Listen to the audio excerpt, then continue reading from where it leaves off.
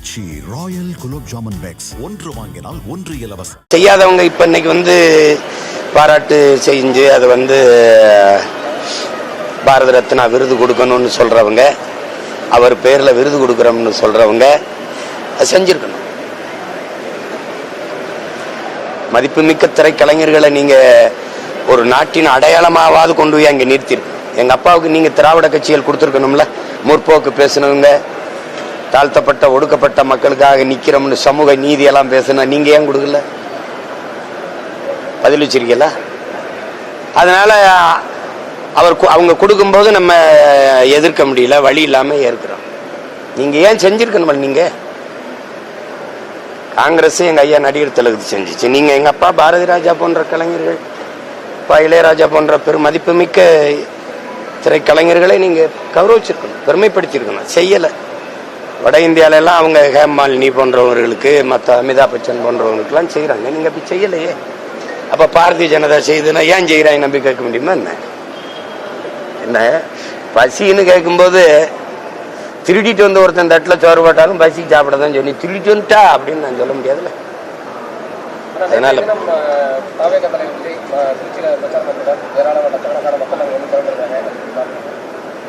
அதான் நீங்க தான் காட்டினீங்களே, திரண்டிருக்காங்க, அது பரப்புரையே ஆரம்பிச்சிருக்காரு. அவ்வளவுதான். நீங்க எப்படி பாக்குறீங்க? நான் கூட்டம் அது வரும், கூட்டம் வரதானே செய்யும். ஒரு நடிகர் இதுவரை திரையில பார்த்த ஒரு கலைஞர் திருப்பி வரும்போது பாக்குறது கூடுவாங்க. நாங்கள்லாம் சின்ன பிள்ளையா இருக்கும்போது எம்ஜிஆர் வர்றாரு, சிவாஜி வராருன்னு கூட்டிட்டு போய் நிறுத்தினதெல்லாம் இருக்கு. இதே மாதிரி மணிக்கணக்காக நின்றதெல்லாம் இருக்கு. கடைசியா அவர் வரல, அப்படியே போயிட்டாரு பரமக்குடியோடன்னு இளையாங்குள்ள நாங்க நின்று ஏமாந்து திரும்பினதெல்லாம் இருக்கு.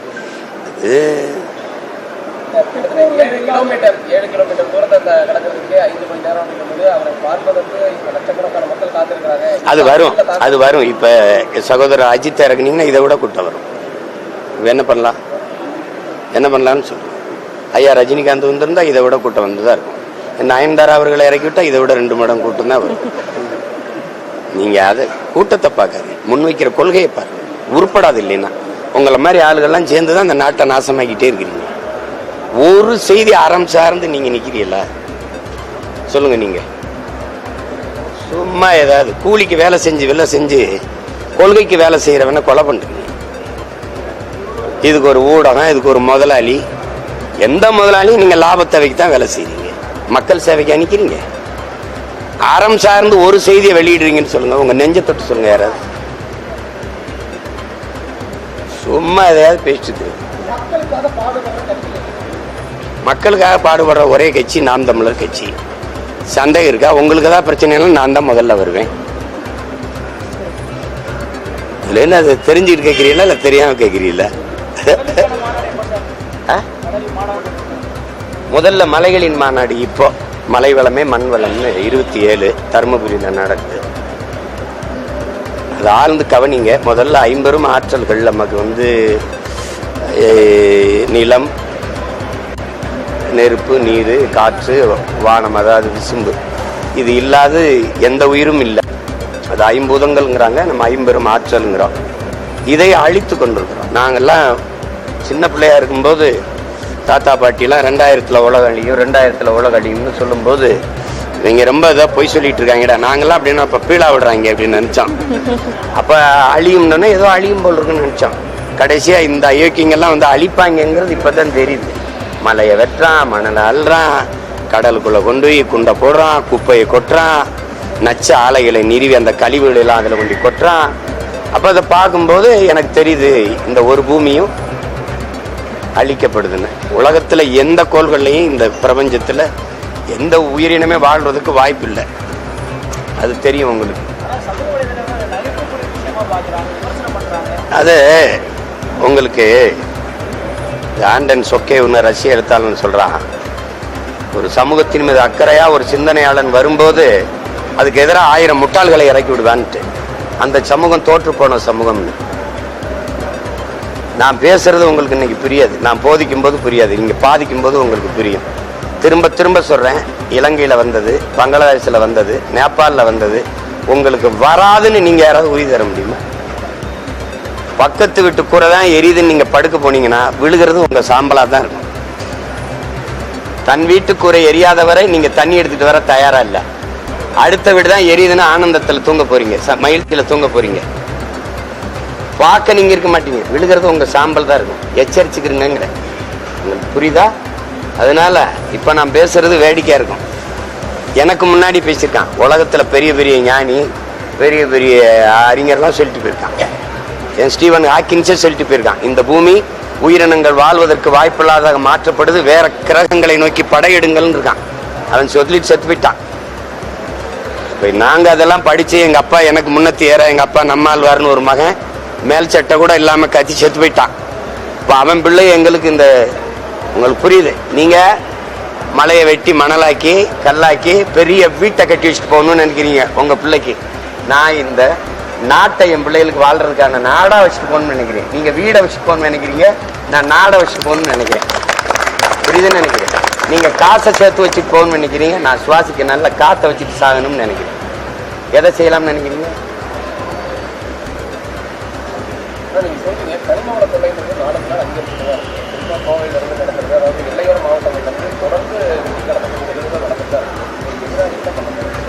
ஒரே வழி என்னை அதிகாரத்தில் அமர வைக்கிறது தான், வேற வழியே கிடையாது. இதை நீங்க என்கிட்ட கேட்குறீங்கல்ல, நேற்று ரொம்ப கூட்டம் வந்துச்சுங்களா, அவர்கிட்ட கேளுங்கள. அதை பத்தி பேசி போராடிக்கிட்டு இருக்கவன்ட்டே கேள்வி கேட்குறீங்களே. மலைனா என்னன்னு சொல்லுங்க. என் தாயின் மார்பு மாறி பூமி தாயின் மார்பு மலை. என் தாயின் மார்ல இருந்து பால், பூமி தாயின் மார்ல இருந்து அருவி. என் தாயின் மார்ல வந்தது எனக்கு மட்டும், பூமி தாயின் மார்ல வந்து உலக உயிர்களுக்கான பால். புரிஞ்சுக்கிடுச்சா? இன்னும் வேற ஏதாவது விளக்கம் வேணுமா? ஆறுங்கிறீங்க, ஆறை பிரசவித்த தாயாரு அருவி, அருவியை பிரசவித்த தாயாரு மலை. மலை அறுத்து காசா யாராவது விற்கிறதுன்னு சொல்லுவானா? பால் ஓட்டின தாயின் மாற அறுத்து சமைச்சா நல்ல கறியா இருக்கும்னு எவனாவது ஒரு மகன் சிந்திப்பானா? ஆனா நீ சிந்திக்கிறிய. இந்த மலையை வெட்டுனா கல்குவாரி கிரஸ்டர் போட்டு, இதுல குவாரி ஓனர் வேற இவரு. இவங்க எல்லாம் ஒரு நாள் என்கிட்ட சிக்கிக்கிட்டு படுவான் பாரு, அப்ப தெரியும் உங்களுக்கு.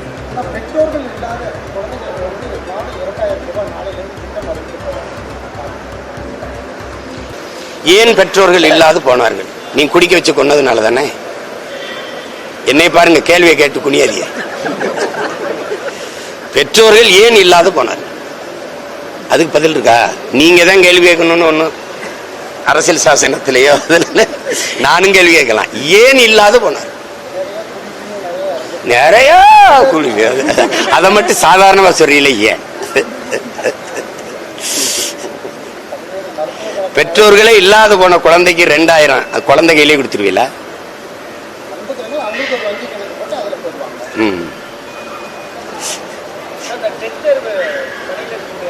டெட் தேர்வுக்கு ஒரு டெட் போடணும், அது வந்துதான் போடணும்.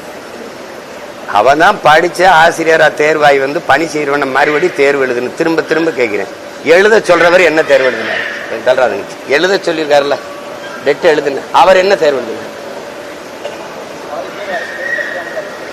நல்லா சத்தமா சொல்லுங்க. அப்புறம்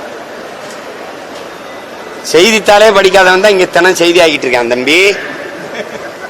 அதே ஆண்டன் சொக்கேஸ்வரர் ரஷ்ய எழுத்தாளர், இந்த தோற்று போன சமூகத்துல தேவையற்ற செய்திகளை தலைப்புச் செய்தி ஆகடாங்கிறான். அதான் நீங்க எல்லாரும் பண்ணிட்டு இருக்கீங்க. இப்ப நீங்க கேட்ட கேள்வி தேவையானது, அதை போடுங்க தலைப்புச் செய்தி. அதுக்கு என்ன செய்யலான்றீங்க?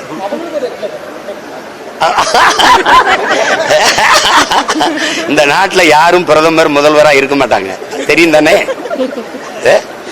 எத்தனை காலம் ஏமாத்துறாங்க பாருங்க. இவங்க சாதி வாரி கணக்கெடுப்பு எடு, குடிவாரியா எண்ணி அவரவர்க்குரிய உரிய பகிர்வை கொடு, உரிமையை கொடுன்னு கேட்கிறோம். இதுக்கு மத்திய அரசு தான் எடுக்கணும்னு சாட்டி விடுது இந்த திராவிட மாடல் ஆட்சி. ஆனா இவங்க கூட்டணி வச்சிருக்கிற கட்சி ஆட்சி தான், இவங்களே வாக்கு கேட்டு நிறுவன ஆட்சி தான் சீதாராமையாவோட ஆட்சி, காங்கிரஸ் ஆட்சி கர்நாடகால. இந்த 24க்குள்ள எடுத்து முடிக்கணும்னு சொல்லுது. சாதி வாரி கணக்கெடுப்பு அவனால முடியும், உன்னால முடியாதா? அவனே இந்திய கட்சி தான், அவனால முடியும், உங்களால முடியாதா? அங்க உங்க ஐயா ராமசாமி ஐயா பிறக்கவும் இல்லை, அவன் சமூக நீதினு பேசவும் இல்லை, சாதி வாரி முற்போக்கும் பேசவும் இல்லை, பகுத்தறிவு பேசவும் இல்லை. அவன் எடுக்கிறான். தெலுங்கானா எடுக்குது, பீகார் எடுக்குது. உங்களால எடுக்க முடியாது. எடுத்தா நீ எவ்வளவு காலம் எங்களை ஏமாத்தி தின்றுக்கான்னு தெரிஞ்சிடும். அதானே இங்க எவனும் கை தட்டி சொல்ல முடியாது. 42 விழுக்காடு இருக்கும், 58 விழுக்காடு இருக்கு. இங்க வாப்பா, அவன் தலைக்கு என்னவோ எண்ணி கொடுன்னு சொன்னா உனக்கு என்ன கஷ்டம்? இன்னும் கொஞ்ச நாள் நான் சொல்றது உங்களுக்கு புரியாது. இந்தி பேசுற இன்னொரு மாநிலமா மாகரும் எல்லா பயிலையும் அடிச்சு விரட்டுவான். அப்புறம் ஐயோனாலும் அம்மானாலும் நீ அழுகிறது அவனுக்கு புரியாது. எதிர்மே ஹே ஷாட்மே வாட்மேம்பா நீ சாக வேண்டியதுதான். அதுக்குள்ள விழிச்சுக்க, எச்சரிச்சுக்க. ஒரு ஓட்டை போட்டு நாட்டை கொடுத்துட்டு நிம்மதியாரு. இல்லைன்னு வச்சுக்க, ரோட்ல நின்று எல்லாரும் போராட வேண்டியதுதான். அப்படிலாம் சொல்லலைங்க, பைத்தியக்கார தினமே ஏதாவது பேசாதீங்க. நீதிமன்றம் சொல்லிச்சா? ஹலோ, நீதிமன்றம் சொல்லிச்சா?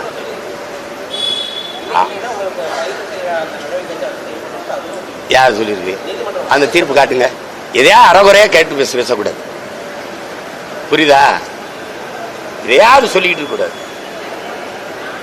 சரியா கவனிக்காம மன்னிப்பு யாரு கேட்கறது?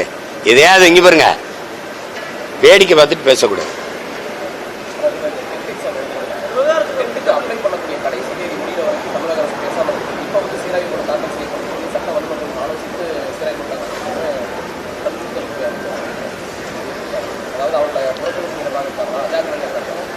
முதல்ல செஞ்சிருக்கணும். இதெல்லாம் ஒரு சுமை தானே. ஒவ்வொன்றும் ஒரு வரியை விதிக்கிறது, அப்புறம் அதுக்கு எதிர்ப்பு வந்தோன்னு அதை குறைக்கிறது, ஒரு டெட்டு எழுதுங்கிறது, எக்ஸிட் எழுதுங்கிறது, நீட்டே கொடுமை, அதுக்கப்புறம் எக்ஸிட் எழுதுங்கிறது. தேர்வு தேர்வாலே ஒரு தகுதி வந்துடும். நீங்க எப்படி சொல்றீங்க? தேர்வு எப்படி நடக்குது? நீட்டு தேர்வுலாம் வட மாநிலங்கள் எப்படி நடக்குது? புத்தகத்தை விரிச்சு வச்சு எழுதுறான். அப்ப அது போலி மருத்துவ மாணவர்களை உருவாக்குமா, தகுதியான மருத்துவ மாணவர்களை உருவாக்குமா? நீங்களே பாருங்க. காதுல ஹெட்போன் மாட்டிக்கிட்டு போய் எழுதுனதெல்லாம் இருக்கு, இங்கேயே கைது பண்ணதெல்லாம் இருக்கு. அப்ப இது தரமான மருத்துவ மாணவர்களை தேர்வு செய்யற முறையா இல்லையே? எவ்வளவு இருக்குது? எதுக்கு இப்படி போட்டு கொள்றீங்க நீங்க?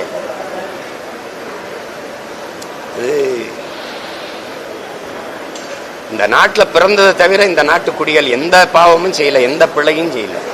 ஏன் இந்த கல்வி, இந்த வேலை வாய்ப்பெல்லாம் இந்த நாட்டில் மட்டும் இவ்வளவு பெரிய சுமையா இருக்கு? விரும்பிய கல்வியை கற்க முடியாது, கற்றதுக்கு வேலையை பெற முடியாது. இதெல்லாம் ரொம்ப கொடுமையா இருக்குது. இது சர்வாதிகார ஆட்சி முறைன்னு சொல்லிட முடியாது, இது கொடுங்கோன்மைன்னு தான் சொல்ல முடியும். சர்வாதிகாரம்ங்கிறது ஒரு நேர்மையாளன் சர்வாதிகாரியா தான் இருக்க முடியும். ஆனால் இது சர்வாதிகாரம் இல்லையே, இது கொடுங்கோன்மையா இருக்கு.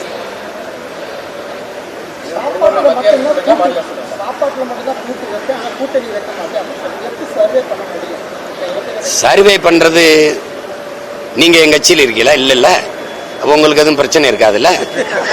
சர்வே பண்றதுன்னா நாங்க சர்வே பண்ணிட்டு தான் இருக்கோம். எங்களுக்கு அதுல ஒரு சிரமம் இல்லை, எங்களுக்கு ஒரு சிரமம் இல்லை. நீங்க ஒண்ணு நல்லா கவனிச்சுக்கிறீங்க. அடுத்தவன் தோள் மீது ஏறி நின்று நான் உயரமானவன் என்று காட்டுவதை விட தனித்து நின்று உண்மையான உயரத்தை காட்டுவது மேலானதுங்கிறான். இப்ப நான் என்ன செய்யலாம்? கூட்டணி வைத்து வென்று போனவர்கள் யாராவது ஒருத்தர் இதை சாதித்தார்கள் என்று சொல்லுங்க, நான் கூட்டணி வைக்கிறேன். இதுல யாரோடு கூட்டணி வைக்கலாம்னு சொல்லுங்க. ஒவ்வொரு தடவையும் திருப்பி திருப்பி பேசிட்டு இருக்காதீங்க. என் நாடும் இந்த மக்களும் அனுபவிக்கிற துன்பங்கள், துயரங்கள், அடக்குமுறை, நீங்க கேட்ட கேள்விகள், டெட்டு, எக்ஸிட்டு, நீட்டு, வரி எல்லாம் சொல்றீங்கல்ல, இதெல்லாம் கொண்டு வந்தது யார்? 1,00,000 போராட்டங்களுக்கு திராவிட மாடல் ஆட்சி அனுமதி கொடுத்திருக்குன்னு நாட்டின் மாண்புமிக்க முதலமைச்சர் அவர்கள் சட்டசபையில பேசினது இருக்கா இல்லையா சார்? அப்படின்னா 1,00,000 பிரச்சனைகளை இந்த நாட்டு மக்களுக்கு நீங்க கொடுத்திருக்கீங்கிறது உண்மையா இல்லையா? இன்னைக்கு அணு உலை, இன்னைக்கு இந்த வரி விதிப்பு, மின்கட்டண உயர்வு, சொத்து வரி உயர்வு, இன்னைக்கு இருக்கிற இந்த இவ்வளவு துன்ப துயரங்கள் எல்லாம் தனியார் மயப்படுத்தப்பட்டு, எல்லாம் ஆசிரியர் தேர்வு எழுதிட்டு பணி நியமனத்துக்கு காத்திருக்கிறது, பகுதி நேர ஆசிரியர்கள் பணி நிரந்தர பணிக்காக போராடுவது, பழைய ஓய்வூதிய திட்டத்துக்கு போராடுவது, எத்தனை லட்சக்கணக்கான பிரச்சனை. அத்தனைக்கு மனு வாங்கின மகன் நான் இருக்கேன். கண்ணீரோடும் கவலையோடும் கைகளில் மனுக்களை நீட்டிய தாய்மார்கள், தந்தையர்களுடைய மனுக்களை வாங்கின மகன் நான் இருக்கேன். இத்தனை பிரச்சனைகளை நிலத்தது. மீத்தேன் எடுக்கிறது, ஹைட்ரோ கார்பன் எடுக்கிறது, காவிரி நதிநீருமை பறிபோனது, இந்தி திணிப்பு, மாநில கல்வி உரிமை, மாநில உரிமை, அதை தூக்கி மத்திய பொதுப்பட்டியல் கொண்டு போனது, கச்சத்தீவை பறிகொடுத்தது, மீனவர் படுகொலை சகித்துக் கொண்டது. இத்தனை துயரங்களின் தந்தது யார்? ஒன்னு காங்கிரஸ், ஒன்னு பாரதிய ஜனதா, ரெண்டுல ஒண்ணு தானே. விடுதலை பெற்ற 79 ஆண்டுகால ஆட்சி, அரை நூற்றாண்டு அந்த கட்சி எது? கச்சத்தீவு பறிகொடுத்த கட்சி எது? காவிரி நதிநீர் உரிமையை பறிகொடுத்த கட்சி எது? கல்வியை போது அங்க மத்திய அரசு உரிமை தூக்கிட்டு போனது யாரு? மின் உற்பத்தி விநியோகத்தை எடுத்துட்டு போனது யாரு? மருத்துவ உரிமை தூக்கிட்டு போனது யாரு? மாநில உரிமை எல்லாம் பறிச்சது யார்? இந்த காங்கிரஸ். இன்னைக்கு அதை அவங்க பெத்து பேர் வச்சாங்க, நீட்டு, எக்ஸிட், ஜிஎஸ்டி எல்லாத்துக்கும். அந்த அதுக்கு ஊட்டமா உணவு கொடுத்து வளர்க்கிறவர் பிஜேபி. இந்த ரெண்டு கட்சி இந்த எல்லா நச்சு திட்டங்களையும் இங்க எந்த எதிர்ப்பும் இல்லாம கைகட்டி வரவேற்றது யார்? இந்த திமுக, அதிமுக. நீங்க சொல்லுங்க, ஊழல் லஞ்சமா, உண்மை நேர்மையா? சொல்லுங்க. சாராய கடையை மூடுவேன் அப்படின்னு இந்த கட்சியில் சொல்ல முடியுமா? சொல்ல முடியுமா? சொல்லுங்க. பல லட்சக்கணக்கான 3100 வேலை வாய்ப்புக்கு 13 லட்சம் பேர் டிஎன்பிசியில தேர்வு எழுதுறான், தமிழ்நாடு தேர்வாணையத்தில். அப்ப எத்தனை லட்சம் பேர் வெளியில் நிக்கிறான்? யார் பொறுப்பு இருக்கிறது சொல்லுங்க? 60 ஆண்டுகால ஆட்சி செஞ்சுட்டு 1000 ரூபாய்க்கு எங்க ஆத்தாவை கை வைக்கிறது, கை நீட்டி நிக்க வச்சதானே. காலையில என் பிள்ளை இங்க பள்ளிக்கூடத்துக்கு வந்தான் சோறுதிங்கன்னு பசியோட வச்சது யாரு? இந்த 4 கட்சிகளை தாண்டி நாட்டுக்கு தீமை வந்துருச்சா? இந்த கட்சிகளோட கூட்டணி வச்சு நேற்று போக சொல்றீங்களா? சொல்லுங்க. போறேன், நான் போறேன். சொல்லுங்க. எவனாவது ஒருத்தன் நின்று உரிமையோட அந்த ஆட்சிகள் செய்யற தவறை தட்டி கேட்க துணிவு இருக்கா? இதே என் தம்பி காங்கிரசினுடைய தீமையை சுட்டி காட்டுறாரா? கொடநாடு கொலையை பத்தி பேசுறாரா? சொல்லுங்க. இன்னும் பேச மாட்டேங்கிறீங்க.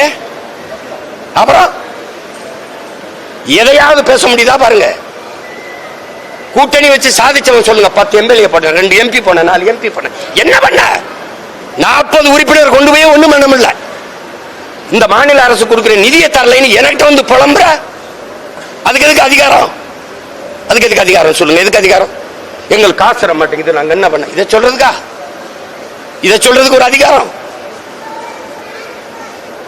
எதையாவது பேசிட்டு இருக்காதீங்க. கூட்டணி போ, கூட்டணி போன்னு. என்னை எவனுமே கேட்கல கூட்டணி போகாதுன்னு. உங்களுக்கு தெரியுமா? கட்சியில சேர விரும்புவர்கள் சொல்லி நாங்க துண்டு சீட்டு கொடுப்போம். அதுல எழுதி கொடுத்தோம், பின்னாடி திருப்பி பார்க்கவும் எழுதியிருக்கான். 800 பேர் சேர்ந்தா 550 பேர் எழுதியிருக்கான், எவனோடும் சேர்ந்துராதரான்னு. இதே வானூர்தியில ஏறும்போது இறங்கும்போது என் தாய் தந்தையர் ஒத்த வயசுல கும்பிட்டு, ஐயா கடைசி வரைக்கும் இப்படி நின்று போராடிறியா, எவனோடும் சேர்ந்துராதராசான்றான். ஏங்க, பல ஆயிரம் கோடி பேரம் பேசி துணை முதல்வர் ஆது மத்திய அமைச்சர்னு பேசிய போலங்க. இவன் பிரபாகர மகங்கவன், உலக போர் செஞ்சவன் மகன், தலைவனோட வீரனுடைய மகன். 20 நாடுகளின் துணை கொண்டுதான் எல்டிடியை வீழ்த்தணும்னு கோத்தபாய ராஜபக்சே மகிந்த ராஜபக்சே சொன்னது இருக்கா இல்லையா? 20 நாடுகள் ஒரு இனத்தின் விடுதலைக்கு போராடிய ஒரு படையை எதிர்த்து போரிட்டு இருக்குன்னா அது உலக போரா இல்லையா? யாராவது அறிவார்ந்த பெருமக்கள் சொல்லுங்க. உலக போரா இல்லையா? இனிமேல் உலக போர் வந்தா 4வது உலக போர், 3வது உலக போரை செய்த ஒப்பற்ற பெரும் வீரன் பிரபாகரனின் மகன் நான். என்னை போய் சமரசம் செய்ய இவன்ட்ட போய் நில்லு. சரியா? சரியா? நான் கூட்டணி வைக்கல, தோத்து போயிட்டேன். நட்டம் ஏதாவது இருக்கா? நட்டம் ஏதாவது இருக்கா? இருக்கா? என்ன 2000 கோடியை முதலீடு செஞ்சேன் நான். மொத்தமா 3 லட்சம் தான் ஒரு தொகுதிக்கு செலவு பண்ணிருக்கேன். அதுலதான் 36,50,000 ஓட்டை வாங்கி அங்கீகரிக்கப்பட்ட கட்சியா வந்திருக்கேன். அதிகாரம் என்னை விட அதிகாரத்தில் இன்னைக்கு வலிமையா அதிகாரத்தோடு இருக்கிற ஒரு கட்சியை சொல்லு. நான் சொன்னா பரந்தூர்ல விமான நிலையம் கட்டணும், நீங்க கட்டி காட்டுன்றேன். நான் போராடி 8 வழிச்சாலை நிக்குது. நான் போராடி டங்ஸ்டன் தொழிற்சாலை அரிட்டாப்பட்டில நிக்குது. நான் போராடி பேனா வைக்கல நிக்குது. அதிகாரத்துக்கு நீ ஓட்டு போடு, வரும். கேள்வி கேட்டுக்கிட்டு இருந்தா வராது. அதிகாரத்துக்கு எப்ப வருவ? எப்ப வருவ? எப்ப வருவ? போட்டா வருவேன்.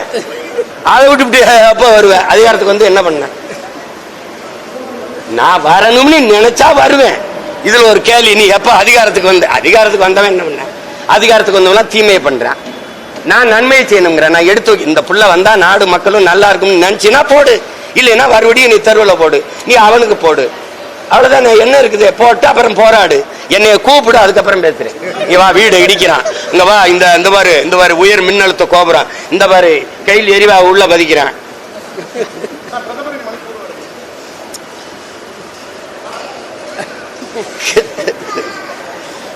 போகணும்னு நினைச்சிருப்பாரு, போயிருப்பாரு. இதெல்லாம ஒரு கேள்வி. பத்தி எரியும் போது தெரியல அமைதியான மணிப்பூர் ஆக்கணும்ட்டு. இப்ப அங்க ஒரு பிரச்சனையும் இல்லை, அதனால உள்ள விட்டு வர்ற. தம்பி, பத்தி எரியும் போது நீங்க போயிருக்கணும்ல. அருணாச்சல பிரதேசம்னு ஒண்ணு இருக்குல்ல, நடு மாநிலம் இருக்குல்ல, அங்க நின்று ஓட்டு கேட்டு வர சொல்லுங்க பாப்போம். ஏன்னா சீனாக்காரன் என்னதுங்கிறான் மாநிலமே. சிரிக்காதீங்க, உண்மையா லேசு.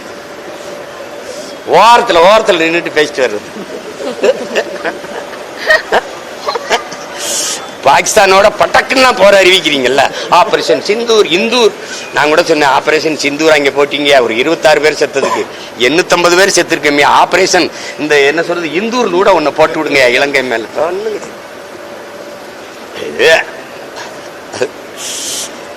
தம்பி இப்ப வேடிக்கை தான் தம்பி தெரியும். ஏன்னா எங்க முன்னோர்கள் பேசினத ஒண்ணு நீங்க கவனிச்சு பாருங்க. பாலை விற்பது போல தண்ணீரை விற்பார்கள்னு ஒருத்தர் பேசியிருக்காப்ல. இந்த விளைநிலங்களை எல்லாம் இந்த மக்கள் வீட்டு மனைகளாக்கி விற்பார்கள். புறாக்கள் கூடு கட்டி வாழ்வது போல ஒரு நாள் இந்த மக்கள் வீடு கட்டி வாழ்வார்னு ஒருத்தர் பேசியிருக்காப்ல. எங்க தாத்தா தெய்வ திருமகன் முத்துராமலிங்க தேவர் அன்னைக்கு பேசும்போது முன்னாடி இருந்தவன் என்ன நினைச்சிருப்பான்னு பாருங்க. இவர் என்ன பைத்தியம் ஆயிட்டார, என்ன தண்ணியை விற்பான்றாப்ல. இன்னைக்கு அவர் இல்ல, அவர் பேர பிள்ளைய நாங்க என்ன பாடுபடுறோம்னு தெரியுது. விளைநிலங்கள் எல்லாம் விளைநிலங்களா மாறிடுச்சு. இப்ப கடைசி என்ன பண்ணோம், ஏர்போர்ட் இருக்கும், பேருந்து நிலையம் இருக்கும், வேகமா போறதுக்கு எல்லாம் இருக்கும், சோத்துக்கு ஒன்னும் இருக்காது. இந்த ஏர்போர்ட் கட்டியாச்சு, விளைநிலத்தை இடிச்சு கட்டியாச்சு. மறுபடியும் எப்படியாவது பசிக்கு விவசாயம் பண்ணி சாப்பிடலாம்னு இந்த ஏர்போர்ட் அழிச்சிட்டு விளைநிலமா மாத்திருவீங்களா? எவன்டையும் பதில் இருக்காது. ஆனா சிரிக்க தெரியும், கேவலப்படுத்த தெரியும், கேள்வி பண்ணி வாய்ப்பில்லை ராஜா தான்.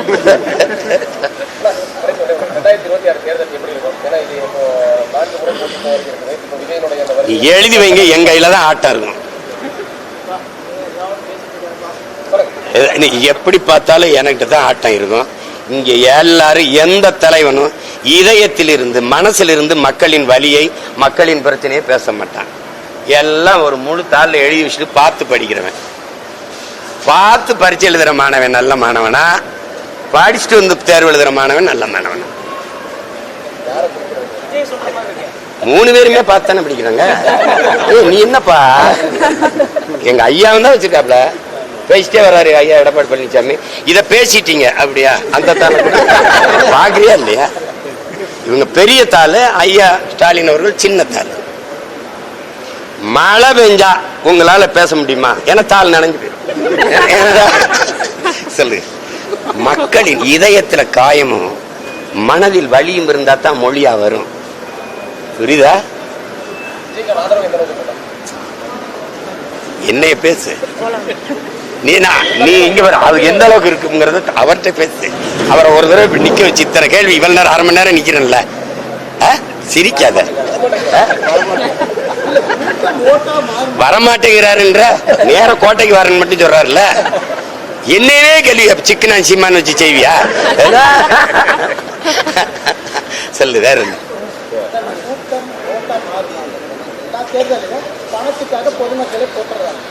அதை பார்க்க தம்பி மாதிரியே சொல்றேன். ஐ ஆம் வெயிட்டிங். எப்படி பார்த்தாலும் 26 மே மாசம் தெரிஞ்சிடும்ல. கொஞ்சம் காத்திருங்க. பொறுமை என்ற மரத்தின் வேர் எப்போதும் கசப்பா இருக்கும், கனி ரொம்ப தித்திப்பா இருக்கும்னு எங்க தலைவர் சொல்றாரு. மாசத்தும் சொல்றாரு, பொறுமையும் உதவிற போர் தாண்டாங்கிறாரு. கொஞ்சம் பொறுமையா இருங்க. பஞ்சபூதம்னு ஏன் சொல்றீங்க? 50 ஆற்றல்னு தமிழ்ல சொல்றேன்ல. அடுத்து மலை, அதுக்கப்புறம் கடல் அம்மா, அதுக்கப்புறம் தண்ணீர். வேற நன்றி, வணக்கம். ஆச்சி ராயல் குலோப் ஜாமுன் பேக்ஸ் 1 வாங்கினால் 1 இலவசம்.